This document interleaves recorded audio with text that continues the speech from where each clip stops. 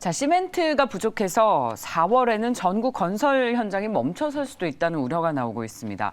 주식시장에서는 시멘트 가격 인상 기대감으로 관련 주식들의 상승이 돋보이고 있는데 오늘은 이 시멘트 대란의 현실화 가능성 그리고 주식시장에서의 투자 아이디어를 찾아보겠습니다. 인포스탁 데일리의 김종효 전문위원입니다. 어서 오십시오. 네, 안녕하십니까? 네, 시멘트 대란의 현실화가 정말 얼마나 가능성이 있는지 늘 업계에서는 이틀치밖에 안 남았다라는 평가를 하더라고요. 그러니까 그동안 아시다시피 우리나라의 건설 산업 자체가 그렇게 활발하진 않았고요. 또 해외 물량이 유입되면서 대부분의 원자재 가격을 그동안 조절해왔던 게 사실이죠. 그러니까 우리가 흔히 얘기하는 큰 그림에서 봤을 때 중국발 디플레이션의 핵심 포인트가 중국의 싼 원자재 물량들이 계속 밀려 들어오면서 전 세계 물가를 안정시켰던 부분이 있는데요.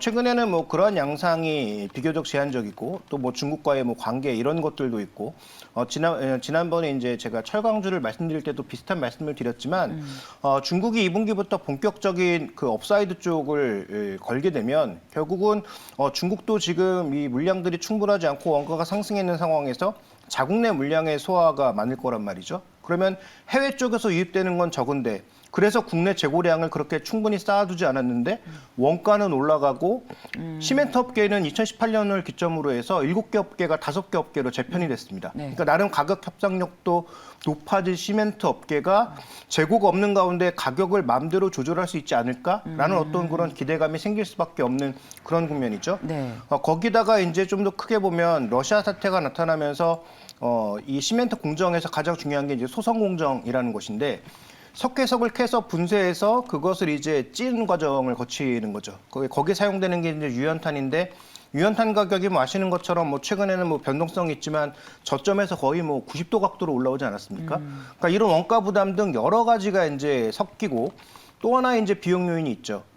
잘 아시는 것처럼 유가가 상승하면서 결국 이거 레미콘으로 날라야 되는 거 아니겠습니까?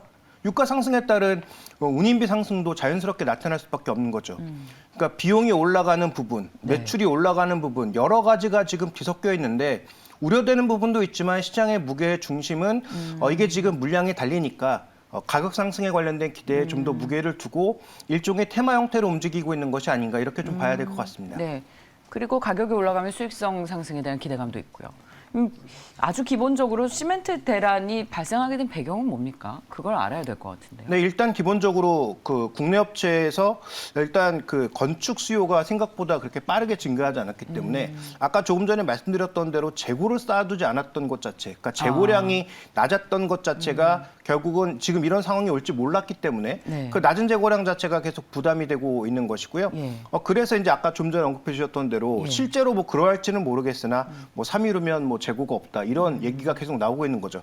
근데 이게 실제로 이제 물량이 달려서인 부분도 분명히 있겠지만 또 문제가 되고 있는 것은 여기저기서 이제 마찰이 나타날 수밖에 없는 거죠. 네. 대표적으로 아까 말씀드렸던 대로 운임이 상승하니까 레미콘 회사와 그리고 시멘트 회사 간의 알력이라든지 그다음에 건설회사 쪽에서는 이 오른 가격을 그대로 받아들일 수가 없는 거죠. 네. 현재 구간에서 그렇다면 아파트 가격을 더 올리거나 조정을 해야 되는데 그런 것에 대한 또 상대적인 압박 자체가 또 존재하고 있으니까 레미콘 회사와 건설사, 그다음에 건설사와 시멘트 업계, 그다음에 시멘트 업계와 레미콘 업계 이런 각각 업계 간의 어떤 알력 이런 것들도 또 복합적으로 작용하면서 현재 이 시멘트 수급에 대한 전반적인 어떤 두려움을 좀 느끼게 하고 있다. 그래서 이게 실제로 숫자로 어떻게 나타날지는 아직은 미지수입니다. 오히려 실적은 1분기에 부진할 수도 있죠. 왜냐하면 작년부터 시멘트 가격을 올리기 시작했지만 올해 1분기에 오른 만큼 제대로 반영했는가? 그 부분은 미지수거든요. 그래서 오히려 실적이 발표되면 실망스러운 실적을 낼 수도 있는 구간입니다. 그렇군요. 그래서 지금 현재 구간에서의 시멘트 움직임은 분명히 전체적인 어떤 시장 상황과 맞물려서 돌아가는 측면이 있으나 그럼에도 불구하고 펀더멘탈을 싣고 가고 있다라고 단순하게 얘기하기에는 조금 복잡다단한 변수들이 얽혀 있다 이렇게 볼 수가 있는 것이죠. 지금 건설기자재 가격이 오르면서 그 러시아 우크라이나 사태가 모든 원자재 가격을 끌어올리고 있잖아요. 그런 것도 이 시멘트 가격 추가 상승에 대한 기대감이 작동을 하고 있는 것 그렇죠. 같아요. 이제 러시아에서 아무래도 유연탄과 관련된 부분을 워낙 많이 잡고 있으니까 우리가 호주 쪽으로 돌리고 다른 쪽에 어떤 어떤 여러 가지 변화를 꾀한다고 하더라도 이게 뭐 당장 내일 되는 건 또 아니잖아요. 뭐 그러다 보니까 이런 여러 가지 요인들 자체가 부담이 됐고요. 그다음에 아까 이제 말씀드리지 않은 한 가지를 더 추가하자면 시멘트 공급이 부족했던 가장 대표적인 이유는 업계 1위, 2위라고 볼 수 있는 쌍용량의 뭐 이런 업체들이 지금 다 그 공정 자체를 바꾸고 있거든요. 네. ESG와 관련돼서 탄소를 덜 발생시키는 것으로 이제 그 소송로를 바꾸고 있는데 네. 그걸 바꾸다 보니까 이제 장비를 쉬는 거죠. 그 장비가 쉬다 보니까 공급량이 더 줄어든 그런 양상도 있습니다. 그러니까 지금 굉장히 복잡다단한 변수들이 지금 얽혀 있는 상황이어서 네. 이런 상황들을 우리가 모두 지금의 주가 상승 하나로만 단순히 생각하기에는 변수들이 좀 많다라는 점도 분명히 염두에 두실 필요가 있다 이렇게 보고 있습니다. 그러면 투자 전략을 세우는 데 있어서 딱 매수할 만한 충분한 호재거리가 더 많다라고 판단할 수는 없는 겁니까? 그러니까 트레이딩 관점에서 보면 지금 이게 여러 번 기회가 나타나고 있는 거잖아요. 최근에 이제 외국인들 우리 시장 계속 팔고 있지 않습니까? 그런데 재밌는 것은 글로벌 ETF 동향을 검색해 보시면 아마 나오겠지만 예. 이머징 마켓에 외국인 매수 들어오고 있습니다. 그리고 전체적으로 지금 보면 외국인들의 그 베팅이 이머징 마켓 쪽으로만 이루어지는 게 아니라 뭐 뱅가드, 토탈스탁 같은 그러니까 글로벌 전체에 투자하는 ETF에도 분명히 돈이 들어오고 있거든요. 네. 그런데 우리 시장에 돈이 안 들어오면 도대체 어디 이머징을 사는 거냐? 브라질, 아르헨티나, 오스트레일리아 전부 이런 국가 향으로 가고 있다는 거죠. 물론 오스트레일리아가 이머징은 아닙니다만 전체적으로 자금의 흐름이 지금은 원자재 쪽에 인플레 쪽에 베팅하는 국가들로 가고 있어서 네. 이머징으로는 돈이 들어오고 있지만 지금 시장의 방향은 소위 음식료라든지 아니면 뭐 곡물 가격 이런 것들에 민감하게 움직일 수 있는 테마성 쪽으로 돈이 흘러 들어가고 있는 것은 자명하다. 그다음에 이런 것들이 일부 패시브 펀드가 있다 보니까 이런 것들의 시가총액이 높아지면서 뒤늦게 들어오는 그런 자금도 배분이 되고 있다라는 거죠. 그래서 이러한 자금 흐름들 자체가 하나의 흐름을 만들어내고 있는 상황이기 때문에 현재 구간에서 진행되고 있는 이들 종목의 전반적인 상승세 자체는 펀더멘탈적인 요인도 분명히 존재하고 있으나 이런 수급적인 요인까지 결부지어서 나타나고 있는 현상임을 고려해 봤을 때 지금 뭐 지속성이 있다 아니면 펀더멘탈적인 흐름이다 아니면 이게 뭐 구조적으로 나타나는 흐름이다 이렇게 얘기하기는 어렵고요. 그다음 오늘 상승률로 봤을 때도 업계 1, 2위가 크게 오르는 게 아니라 상대적으로 거래 대금도 작고 네. 시장에서 좀 탄력적으로 움직일 수 있는 종목군들 중심으로 뭐 고려시멘트 같은 종목군들을 중심으로 움직이고 있지 않습니까? 네. 그것은 결국 테마라는 것을 방증하는 것이고 그럼 투자 관점에서 본다면 이 업계의 지금 틀 구조를 바꾸고 있는 기업은 누구인가에 대한 판단을 하셔야 트레이딩이 아닌 투자에 대한 얘기를 할 수 있는 것이 아닌가 저는 이렇게 판단하고 있습니다. 그러면 지금 상승은 트레이딩 관점이다. 펀더멘털을 반영하고 있는 상승은 아니다. 그러니까 펀더멘탈 요인도 있지만 수급적인 요인과 테마적인 요인들이 좀 더 크게 작용하고 있다 이렇게 보고 있는 것이죠. 그러면 시멘트 관련 주식에 투자하시는 분들께 조언을 해주신다면 뭐라고 하시나요? 네, 말씀드렸다시피 구조적인 그런 변화를 그럼 꾀하고 있는 종목이 무엇인가를 따져볼 필요가 있는데요. 무엇보다 업계 1위가 지금 그 구조적인 변화의 선두에 서 있는 것은 분명하다. ESG 쪽에 가장 앞서서 소송로를 바꾸는 과정에서 유연탄을 쓰는 게 아니라 이제는 폐자재 같은 것들을 써서 시멘트를 만들고 그다음에 폐플라스틱을 가져다가 돈을 받고 폐플라스틱을 받아서 이걸 가열해서 이제 소송로를 돌리는 거죠. 그러면 유연탄을 돈 주고 사왔던 것을 돈 주고 쓰레기를 받아서 태우니까 이 업체는 여기서 돈을 아낄 수가 있고요. 상대적으로 유연탄을 사용했을 때보다 탄소 배출량이 줄어들면서 탄소 배출권과 관련된 이익도 발생하고 있습니다. 물론 이것이 지금 단계적으로 이루어지고 있는 상황이기 때문에 단숨에 뭐 ESG 뭐 기업으로 뭐 거듭났다. 그다음에 뭐 이것이 뭐 아주 구조적인 변화를 반영하고 있다. 이렇게 판단하기는 어렵지만 어쨌든 업계 선두에서 여전히 4분의 1 정도 가량의 시장 마켓 시어를 가져가면서 이런 소송로의 변화, 이익 구조의 변화를 가져가고 있다는 거죠. 그래서 지금 나타나고 있는 원가의 급등을 누가 가장 그래도 스무드하게 받아들일 수 있을 것이냐. 왜냐하면 지금 올라간 원가를 다 제품 가격이 그대로 100% 반영할 수는 없거든요. 업계의 알력이라든지 이런 것들도 조율을 해야 되는 사정임을 본다면 그러면 상대적으로 오른 원가만큼 반영하지 못했을 때 다른 쪽에서 이런 것들을 조금 제어해 줄 수 있는 기업이 어디냐. 그래서 대표적으로 지금 뭐 올해 수치는 제가 잘 모르겠습니다만 작년 수치로 비교해 봤을 때 유연탄 사용량이 절반가량 줄어들었거든요. 네. 그러면 유연탄 양이 이렇게 줄어들면서 다른 쪽에서 이익이 발생을 발생할 수 있는 구조, 대표적으로 뭐 탄소 배출권이라든지 아까 말씀드렸던 그 폐자재를 활용하는 부분이라든지 이런 쪽에서 상대적으로 마진율을 올릴 수 있는 쌍용 C&E가 그래도 이 구조 변화를 좀 이끌어가는 기업이라는 측면에서 저는 메리트가 있다고 보고 있고요.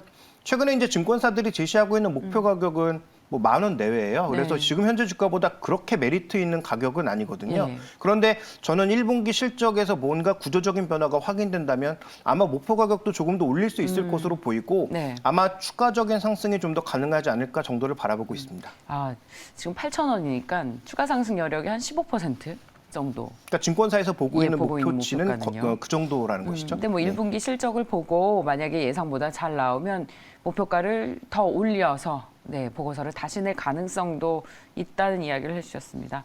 시멘트 대란 배경을 얘기하면서 원자재 가격의 상승까지 진단을 해보고 있는데 무엇보다 또 이 신정부가 들어서서 재건축 완화 기대감 때문에 관련 주식들이 또 좋지 않겠습니까? 수요가 계속 늘어날 거라는 기대감 때문에요. 그렇죠. 예. 그래서 지금 뭐 수산주, 네, 뭐 음식료, 맞아요. 그다음에 지난번에 말씀드렸던 철강주, 오늘은 뭐 시멘트, 소위 이런 종목군들이 다 움직이는 거 아닙니까? 그러니까 이게 지금 지수가 갇혀 있는 상황에서 테마가 도는 상황이니까 가능한 얘기입니다. 네. 근데 저는 아마 1분기 실적 발표를 계기로 시장의 색깔이 바뀐다면 다시 지수가 움직이고 네. 소위 성장주가 자극받는 그런 시장이 된다면 아마 이런 종목군들은 쉴 가능성이 굉장히 높죠.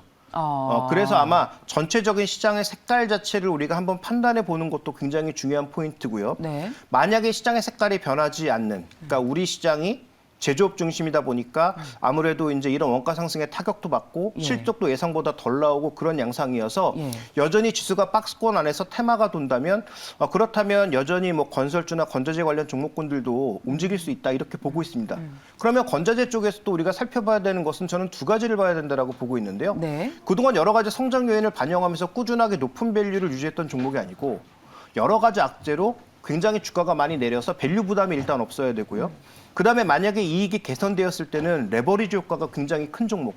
대표적으로 저는 LX 하우시스를 보고 있는데 네. LX 하우시스의 실적이 안 좋았던 이유는 뭐 여러 가지 이유가 있지만 대표적인 것 중에 하나가 자동차로 용품 공급하면서 나타난 현상이거든요. 그러니까 자동차용 제품들을 공급하면서 이게 성장 요인으로 봤는데 차 안 팔리잖아요, 지금.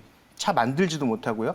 근데 그런 요인들이 반영하고 있는데 뭐 전기차를 중심으로 만약에 자동차가 하반기에 살아난다? 네. 그러면 이 종목은 그동안 이것 때문에 실적이 안 좋았으니까 하반기에 영업 레버리지, 이익 레버리지가 더 붙을 수가 있는 거죠. 그러니까 기본적으로 건자재의 상승 요인은 기본으로 깔고 가고 자동차가 그동안 이 실적 하향의 원인이었는데 자동차가 평타만 쳐줘도 이게 이익 레버리지가 크게 올라갈 수 있는 그런데 주가는 별로 아직까지 올라간 게 없는 그런 기업이라는 점에서 주목해 볼 필요가 있겠고요. 또 하나의 절대적 평가 종목은 거래가 별로 안 되는 종목이어서 말씀드리기 좀 부담스럽긴 합니다만 예. KCC 글라스 같은 종목군들도 거의 절대적 평가입니다. 그런데 우리가 실제로 오래된 구옥을 고칠 때 가장 먼저 고쳐야 될 게 저는 개인적으로는 뭐 여러 가지 인테리어 요소들이 있겠지만 저는 창호라고 생각하거든요. 그러면 창원에 들어가는 유리를 가장 먼저 바꿔야 될 거고 유리도 뭐 자동차 유리도 마찬가지겠지만 점점 이제 뭐 은이 들어간 유리라도 로이 유리 같은 거라든지 상대적으로 이제 고가 유리들이 인테리어 측면에서도 분명히 영향을 주고 있단 말이죠. 그래서 그런 창호의 교체만으로도 그 온도라든지 이런 것들을 조절하는 데 큰 흐름이 있을 수 있기 때문에 저는 어차피 건설이라는 게 시간이 좀 필요하고 이게 실적으로 잡히려면 더 오랜 시간이 필요하니까 건자재 종목군들 중에서는 KCC 글라스와 LX 하우시스를 그래도 조금 탑픽으로 봐야 되지 않나 이렇게 판단하고 있습니다. 네. 근데 이제 서두에서 전제를 시장이 박스권일 경우라고 말씀하시지 않았습니까? 네. 위원님은 시장 그럼 박스권 전망하세요? 아니면 실적 나오고 나면 좀 괜찮아질까요?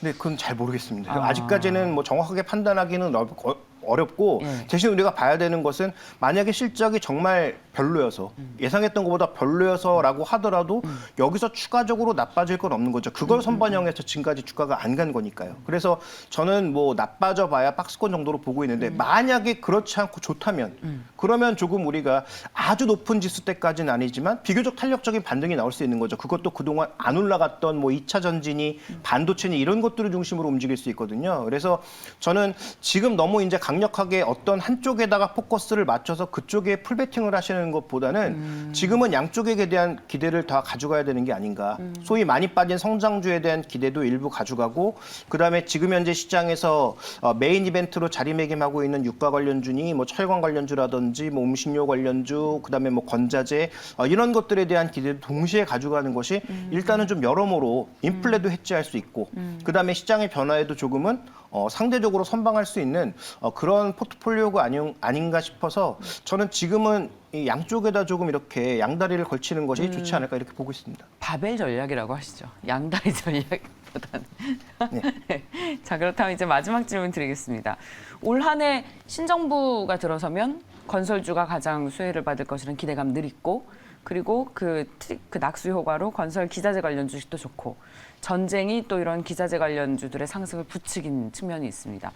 전반적으로 지금 관련 주식도 그래서 많이 올랐는데 지금이라도 관심 가지시는 분들을 위해서 조언을 해주실 수 있으면 좋겠고 또 관련 종목 전략도 함께 세워주십시오. 일단 건설주에 관련돼서는 두 가지 생각을 같이 가져가셔야 되는데요. 아까 말씀드렸던 소위 박스권 내에선 건설주도 계속 순환의 대상일 거다라고 봐야 되는데 건설도 우리가 좀 나눠볼 필요가 있죠. 어느 쪽에 포커싱이 되느냐. 소위 국내에서 주택이 늘고 리모델링 수요가 늘면서 증가하는 부분이 방점이 찍힌다면 저는 GS건설이 탑픽이라고 보지만 저는 그건 좀 시간이 필요한 일이라고 보고 있고요. 그다음에 이제 국내 건설주들도 어쨌든 아까 말씀드렸던 건자재 가격의 상승을 어떻게 녹여내는지가 관건이거든요. 그러면 이제 핵심적인 정책 중에 하나가 결국 분양가 상한제를 빨리 풀어야 되는 것이 관건일 텐데 그런 것들에 대한 문제가 정책적인 문제가 여전히 남아있기 때문에 저는 건설업종에서의 탑픽은 쌍용 엔지니어링이라고 보고 있는 거죠. 왜냐하면 에너지 가격이 이렇게 높은 수준을 유지하고 그러면 우리가 그동안 아예 잊었던 그러니까 소위 이제 화학 플랜트, 뭐 석유 플랜트 이런 쪽의 투자는 안 할 거야. 그렇기 때문에 쌍용 엔지니어링 같은 종목은 아예 우리가 지워버린 거잖아요. 그런데 현재 구간에서 이 정도 유가가 유지가 되고 그다음에 이 정도 유가에서 추가적으로 각국의 공급 라인들을 스스로 자신들이 조달하려고 노력한다면 저는 삼성 엔지니어링 그래도 전체 건설주 중에서는 탑픽이다라고 보고 있는 것입니다. 그래서 탑픽은 삼성 엔지니어링이고요. 두 번째로 이제 봐야 될 것은 아까 말씀드렸던 대로 GS 이니마 상장 효과도 기대할 수 있는 GS 건설 자체를 차선이 종목으로 좀 보고 있습니다. 네, 자 저희 삼성 엔지니어링이었죠. 쌍용 엔지니어링 아니고. 말이 잘못 나왔네요. 예. 잘 들었습니다. 그 김정우 의원님 나오시니까 정말 꼼꼼하게 여러 요인들 짚어주신다고 저희 시청자분들께서 감사의 인사를 전하셨습니다. 인포스탁 데일리의 김종효 전문위원이었습니다. 고맙습니다.